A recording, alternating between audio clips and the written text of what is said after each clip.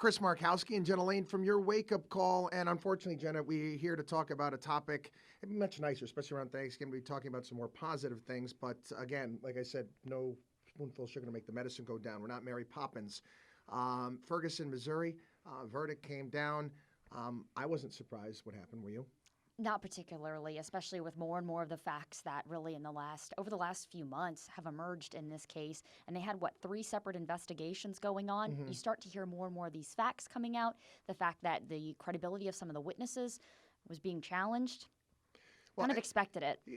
The verdict. But what I don't like expecting, though, and I was expecting it, is unrest. I wasn't expecting it to be as bad as it was, but it's a statement about our society as a whole when we're almost expecting bad things to happen when decisions are like this. And what does this say about society as a whole and the direction we have to go? There was always this talk about having us going a long way and 2 different Americas.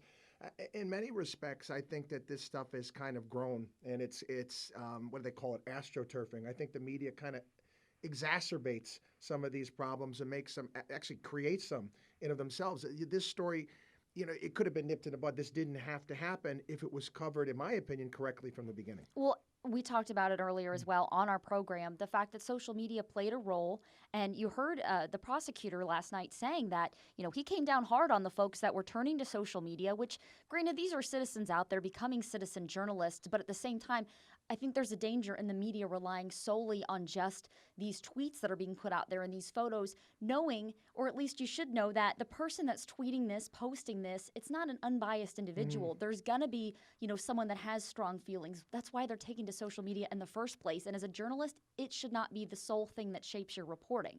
And one of the things, I think that's where the media is failing miserably. I said, okay, you've got this new tool out there. Let's call it social media, and maybe it's a news gathering thing, and I use it to gather news reports from various different places. But again, the job of the media is to filter through all of, for lack of a better phrase, the bull excrement that's out there, that's being put out there. That's their job. And they're not doing it. They're taking these things and they're running with them because it's making headlines and it's able to sell click ads or whatever it may be, and that's irresponsible. And we talked about this on the program. You got an FCC out there will come down on you if I say a bad word on the air. Okay, you would never do that. I might slip.